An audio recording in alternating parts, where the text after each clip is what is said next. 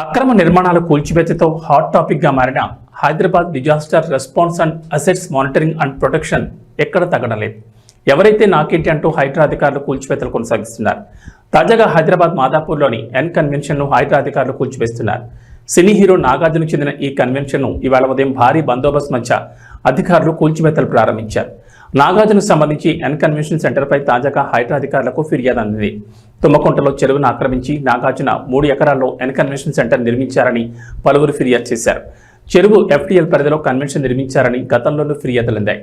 దీంతో రంగంలో దిగిన హైడ్రా అధికారులు సర్వే నిర్వహించి పక్కా ఆధారాలతో శనివారం తెల్లవారుజాము నుంచే కన్వెన్షన్ సెంటర్ కూల్చివేత ప్రారంభించారు. ఎన్ కన్వెన్షన్ లోపలికి వెళ్లే అన్ని దారులను అధికారులు మూసేశారు. మీడియాకు సైతం అనుమతి లేదని అన్ని దారుల్లోనూ బారికేడ్లు ఏర్పాటు చేశారు.